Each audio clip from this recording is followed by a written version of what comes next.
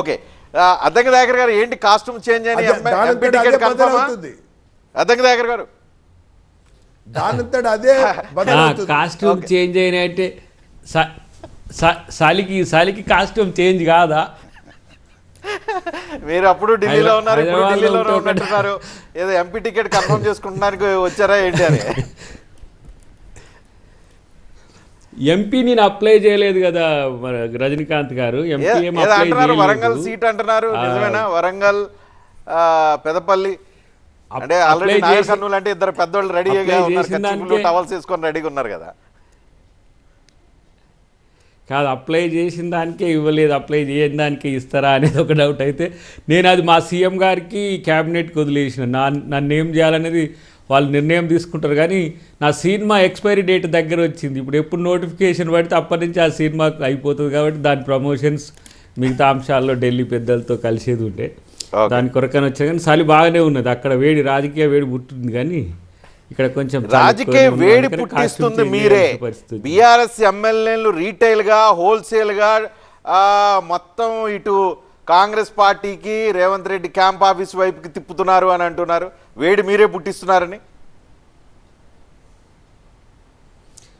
అయితే ఒకటి, ఇప్పుడు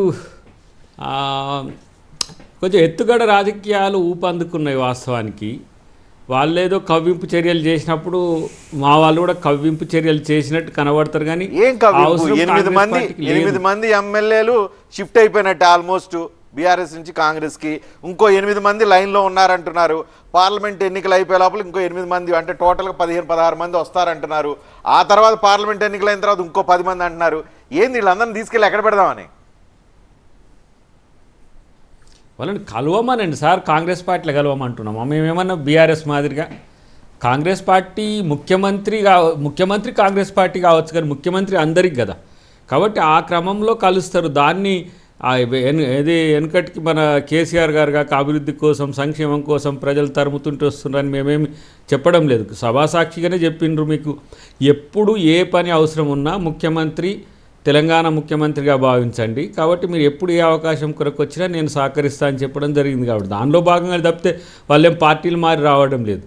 కానీ గతంలో కలిసిన నలుగురు ఎమ్మెల్యేల విషయంలో మాత్రం కొంచెం టీఆర్ఎస్లో తర్జన భర్జన జరిగినట్టుగా మనకు కనపడ్డది. దాంట్లో ఆ ట్రయాంగిల్ నడుస్తుంది. తెల్లం వెంకట్రావు ఆయన క్లియర్ కట్గా చెప్పారు, మా పార్టీ వాళ్ళకి నా మీద నమ్మకం లేదు, నేను ఆల్మోస్ట్ అభివృద్ధికి ఓటేస్తాను, అభివృద్ధి వైపు. పొంగులేటి శ్రీనివాసరెడ్డి నా గురువు, ఆయన ఏం చెబితే అదే అన్నారు. ఈరోజు కోనేరు కోనప్ప బీఆర్ఎస్ నమ్మని మాటలు అంటూ ఆయన ఆల్మోస్ట్ కాంగ్రెస్లో చేరినట్టే. ఇవన్నీ ఏంటి? ఇదంతా స్కీమ్ ఆపరేషనే కదా. స్కీమ్ అని కాదు, కానీ కోనేరు కోనప్ప గారు తర్వాత బీఎస్పీ అధినేత ఇప్పుడు ఇక్కడ మన తెలంగాణ ఆర్ఎస్ ప్రవీణ్ కుమార్ గారి మధ్యన పచ్చగడ్డ వేయకపోయినా బగ్గుమన్నది. వారు వచ్చి జాయిన్ అయ్యి పొత్తుకొచ్చే వరకే వారికి మరి ఏమైపోయిందో కానీ వారు బయటికి వెళ్ళారు. అట్లా కొన్ని రాజకీయ సమీకరణాల్లో ఒకరి అనుకూలత ఒకరికి వ్యతిరేకతగా చెప్పకనే మారుతుంటుంది. అలాంటి సందర్భంలో కొన్ని తప్పవు.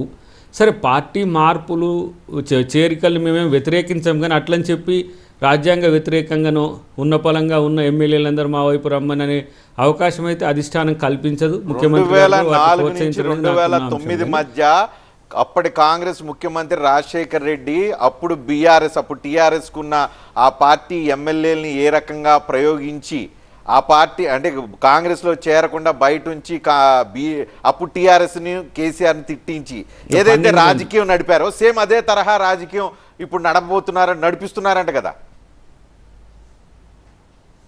ఇప్పుడు 12 మంది ఒక గ్రూపుగా ఆ రోజు చేసిన ప్రయత్నం రాజ్యాంగాన్ని గౌరవించే వాళ్ళని కూడా చేర్చుకోలేక కాదు, వాళ్ళని కూడా కేసీఆర్ గారి మాదిరిగా కండువాలు కప్పి చేర్చుకోలేక కాదు. కానీ ఇప్పుడు కూడా ఎంతోమంది బీఆర్ఎస్కు వ్యతిరేకంగా ఉన్నారు వాళ్ళు, కానీ కొంతమంది ఓపెన్ కూడా అవుతున్నారు. కానీ అది రాజ్యాంగబద్ధం కాదు కదా దాన్ని ప్రోత్సహించడం. ఆ పని చేస్తే మీకు బీఆర్ఎస్కు తేడా ఏంటుంటుంది అని చెప్పి ఇప్పుడు ప్రజలు మమ్మల్ని కొంచెం అనే అవకాశం ఉంటుంది. కాబట్టి ఆలోచించడం ఒకటి. మాకేం అవసరం ఇప్పుడు? కనుచూపు మేరలో అధికార పక్షానికి దూరంగా ఉన్నాయి వాళ్ళు. ఒకళ్ళు 39 ఉంటే, ఒకళ్ళు 8 ఉంటే, ఒకళ్ళు 7 ఉన్నారు. సో వాళ్ళతో ప్రమాదం లేనప్పుడు మేము ఇంకో ప్రత్యామ్నాయ ఆలోచన అవసరమే లేదు. కానీ ఒకవేళ ఏదైనా ఎవరి ప్రభావం చేతనైనా ఎలాంటి ప్రయత్నాలు చేసినా కళ్ళు మూసుకొని మాత్రం కూర్చోమని చెప్పి హెచ్చరిక కూడా ఉండాలి కదా.